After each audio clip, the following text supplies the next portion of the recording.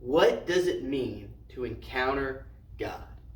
Well, that's the question of the day for us here on Real Short Talks with Ryan. So my goal with Real Short Talks with Ryan is to help you encounter God, experience Him, and engage with His mission. So I thought it would be fitting if we took the next 3 weeks to talk about those things. What do I mean when I say encounter God? What do I mean when I say experience Him, engage with His mission?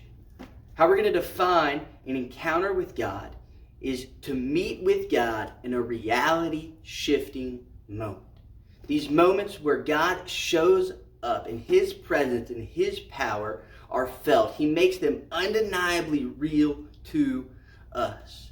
These are the aha moments, the milestone markers in our life. Those moments where we go, I remember where I was, I remember what happened. The moment where we heard that piece of information, where somebody presented something in a new light and suddenly it clicked. These are the moments that we never forget, the moments that define who we are as people, the moments that change the course of our lives. We see these encounters with God all across the Old Testament. In an encounter with God in the Old Testament, we have a word for that. We call it a theophany. Okay, it's kind of a fancy word, but it just means an encounter with God, a moment where God made His power and His presence very real.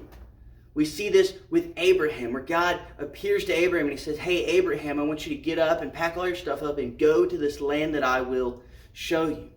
Well, Abraham, he does it. He gets up and he goes to the land that God will show him. His life was forever changed by that encounter with God.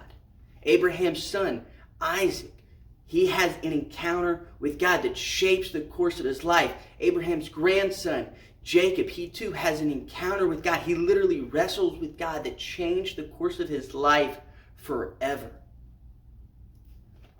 Probably the most well-known example of a theophany in the Old Testament comes from Exodus chapter 3.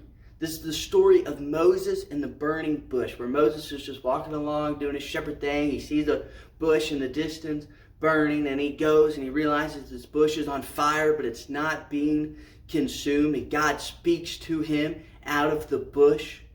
Moses' life changed forever in that moment. That was a defining moment for him. Moses had been a shepherd for the last 40 years. He probably planned on being a shepherd for the next 40 years, but God had different plans for him. And when Moses encountered God, his life changed forever. The greatest example of a theophany, though, the greatest example of encountering God is in the form of Jesus. When Jesus came down to earth to walk among men. Matthew chapter 4, verse 18, we read about some people that encountered Jesus and their lives were forever changed. While walking by the Sea of Galilee, he, being Jesus, saw two brothers, Simon, who is called Peter, and Andrew, his brother, casting a net into the sea, for they were fishermen. Just like Moses in the Old Testament was just doing his thing, being a shepherd before he encountered God, Andrew and Simon are just doing their thing, being fishermen, and they're about to encounter God. They don't know what's coming yet. But Jesus said to them, follow me, and I will make you fishers of men. They encountered Jesus, and we don't know exactly what it was, what drew them to Jesus, but something did. Something clicked for them in this moment, and it defined the rest of their lives. Their decision to immediately leave their nets and follow Him. It changed the course of their lives. And going on from there, he saw two other brothers, James, the son of Zebedee, and John, his brother, in the boat with Zebedee, their father, mending their nets, and he called to them. Two more brothers that had an encounter with Jesus, a moment where God meets with them, and it's going to shift their reality. And what did they do? Immediately, they left the boat and their father, and they followed Him. Encounters with God change us. They change the direction and the course of our lives. And we might not see Jesus walking up to us while we're doing whatever it is we do for our jobs. We might never audibly hear God's voice in our lives, but that does not mean that we do not still encounter Him. We encounter Him through this word that He has left us, as we read it for ourselves, as we hear it proclaimed, as we look to encounter God, we can encounter God. Things can still happen. We can still hear things. We can still have moments that shift and define our lives forever.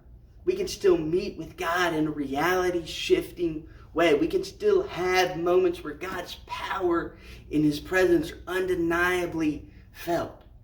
And you might be asking, Ryan, that sounds cool, but do you really think that can happen like right now?